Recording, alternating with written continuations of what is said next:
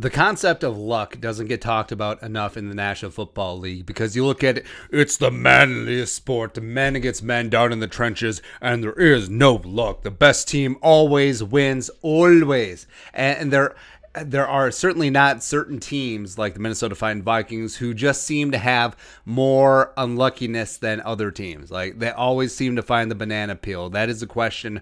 Are the Vikings cursed?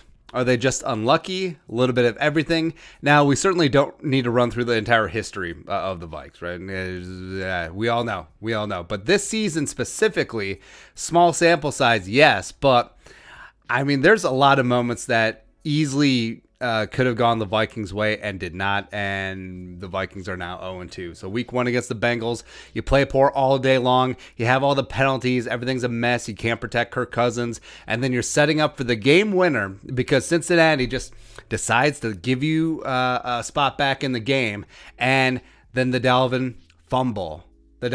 Which, again, none of the referees had a clear line of sight on. Like, none of them actually saw the fumble.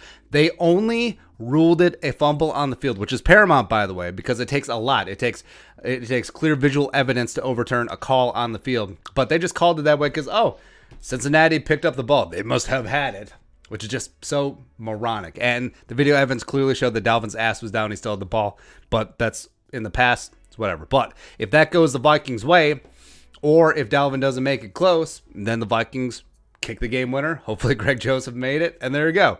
Week 2 against the Cardinals. So even before we get to Greg Joseph, which I'm going to get to Greg Joseph, the Rondale Moore fumble before the half down at the 1-yard line where it was a great play by Bashaud Breeland, the only great play that he's made all season. But it went straight into the midst of Nick Vigil, but he didn't get both feet down. He wasn't even expecting the ball, so you can't really put that on him. But that would have been game-changing. Yes, the Vikings would have had the ball at the 1-yard line, but it's better than the Cardinals going in for a touchdown. Also, he had Max Williams, the tight end, former Gopher, 34-yard gain off of a ball that ricocheted like 17 times. Okay, that just shows maybe today's not going to be our day. And then the Greg Joseph point after, it looked like the laces were turned in. Jordan Berry just over from the Steelers. Him and Greg Joseph only been working together for a couple weeks, sure. And then, of course, the shank, the 37-yarder, blah, blah, blah, blah, blah. All of those things tally up at the end of the day. Yes, Greg Joseph's play stands out the most because it was the last play, but all of those other plays added up to the Vikings getting unlucky at the end. And luck is a big element in football. I mean, look at the ball itself. I mean, the thing bounces funny, right? And sometimes the bounces don't go your way. And it just seems for the Vikings, the bounces never really seem to go the way at all. Because, like we said, all of those plays, they did end up adding up to a loss at the end of the day. But just saying, 2 plays. If 2 plays this season go the Vikings' way, the Dalvin fake fumble, and if Greg Joseph makes that kick, I mean, they're 2-0. They're 2-0. They're the talk of the town. They're one of the hottest teams in the league. So hot right now. And it's only 2 plays that easily could have gone the other way. But it completely changes the narrative because the Vikings are 0-2. And think about those 2 plays. None of it has to do with Kirk Cousins. None of it has to do with the offense. None of it has to do with the defense. They're still the same. They're still the absolute same. The Vikings defensive line is back. Daniil Hunter, 4 sacks in 2 games. Dalvin Cook is an absolute monster, the warrior out there. Adam Thielen, KJ Osborne, Justin Jefferson. Another unlucky thing. If Jefferson, who catches that pass up the sideline in 4th quarter 99 times out of 100, but that was the one time out of 100 that he drops it. Yeah, but those 2 plays have nothing to do with any of that.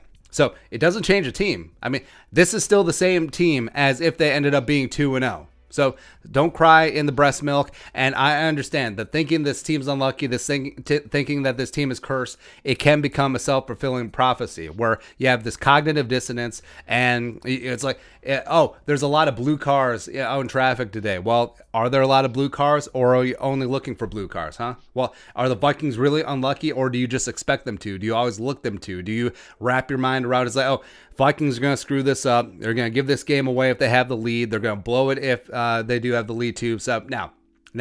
I'm not ready to give up, man. 17-game season. Watered down the importance of every single game. But I think the Vikings are going to look back at the end of the season at these first 2 weeks and just be like, damn, Gina. Because this team obviously is not going 0-17. Maybe they'll go 15-2. I don't know. Well, they can't go 17-0 anymore, so there you go. But back at home after 2 tough road losses, take care of things against Seattle. Tennessee showed that even in Seattle, the Seahawks are fallible. Take care of business against the Browns, and let's get some positive momentum going, right? Because the Viking schedule, it is tough, it is daunting, but so is every single schedule in the league. So, again, no crying, no whining, no, may as well tank. No, we're not at that point yet. If we start at 0-7, then maybe we'll talk about that. But we're not at that point yet. Keep fighting. Keep Skull alive. And it's not like you got shellacked 56-3. Like, this is not Alabama versus Mercer out here. The Vikings had 2 very competitive games, and they just got a little unlucky. So are they cursed? Probably. Are they unlucky right now? Yes. The ball has not bounced away 2 weeks in a row, and it easily could have, and it doesn't really change the makeup of this team. They're still going to fight. They're still going to be hungry. They're still going to get after it. I think they're going to surprise a lot of people as well. Be your thoughts on our thoughts. Are the Vikings unlucky? Are they cursed? Are they whatever? Sure. Let us know in the comment section below. Subscribe for daily Vikings takes. Want to support that work? Pull a little something in Venmo. But until next time, Skull, production value.